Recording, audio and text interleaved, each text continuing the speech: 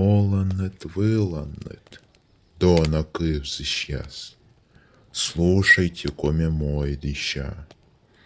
Праздник в честь Нового года существует в культурах многих народов. Изначально коми, как русские, праздновали его осенью. Отсчет года от 1 января коми начали в 1700 году по приказу царя Петра I. Осенний Новый год заменился праздником урожая – Чомором. Раньше основным новогодним гулянием были рождественские святки. Сейчас я расскажу вам о том, как они проходили. Источники будут в описании. Рождество для коми – особенный праздник. На него возвращались долгожданные мужчины с длительной охоты. Всех угощали за большим столом. В праздничные дни солидным считался обед из 17-18 блюд, но нередко их количество превышало 2,5 десятка. Были блины, шаньки, пироги, лепили фигурки животных из теста, обычно 6 жеребцов и 9 коров. Их клали рядом с иконой, а также ими играли дети, а потом съедали. Хозяйка варила мясо, которое кушали ночью, а чисто обглоданные кости выносили в хлеб и прятали под навоз, чтобы в новом году уродился скот. Были и колядки. Молодые, переодетые в козлов, медведей, журавлей, петухов или просто с вывернутой шубой, в 6-7 вечера ходили по селу, прославляли Христа и играли на музыкальных инструментах. Ряженые могли войти в любой дом и жестами желать добра, обычно не произнося слов. Они лишь мычали и сопели, изображая животных. Над теми, кого недолюбливали или кто не давал угощения, издевались, закидывая снежками, заливая водой крыльцо или раскидывая поленницу. Также разыгрывали сценки. Например, в гостях могли выбрать одного человека, который будет изображать покойника. Так называемые похороны сопровождались шутками. С помощью этих псевдопокойников еще гадали и посчитали, что мертвецы являются ведающими. Им давали в руки зеркало, чтобы видно было гэбыч, подпол. Оттуда выходили люди, так как они оттуда выйдут и проживут жизнь. По представлениям коми, в дни, когда завершается годовой цикл, нижние и верхние миры открываются для среднего. Вода, земля и небо перерождаются. С христианской точки зрения приоткрываются врата в ад. Чтобы не запустить в свои дома нечистую силу, коми в эти дни придерживались различных запретов. Не стригли волосы и ногти, не пряли, не стирали, остерегались сквернословия. А еще гадали.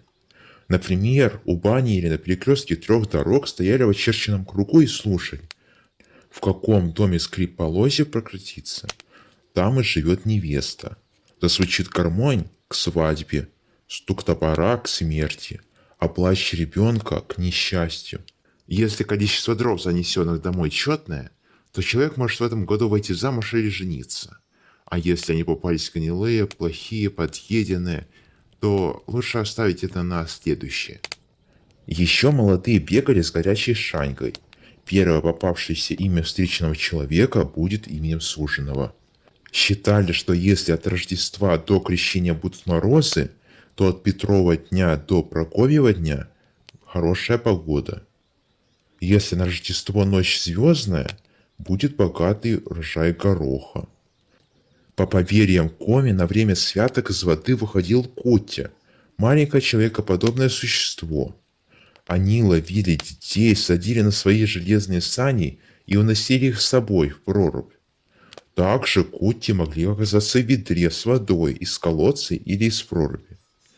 Бывало, люди могли слышать, что поленница упала, а она оказалась целая. Значит, эта кутти выманивает из дома. Поэтому в коми-деревнях их изгоняли из человеческого мира. Светили дом хозяйственные строения, косили косой в домах и топили в проруби. И в это время не разрешали кататься на санках и прясть, а детям запрещали гулять.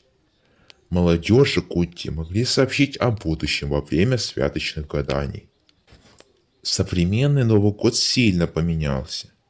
В советское время в культуре русских укоренились Дед Мороз, замена Николаю Чудотворцу, и Снегурочка. Вскоре они пришли к коми и стали называться Кэджит Перри, Холодный Дед, и Лэм Ниф, снежная девушка. Некоторые называют Дед Мороза Войпелем, имя которого можно перевести как «северный дед» или «ухо».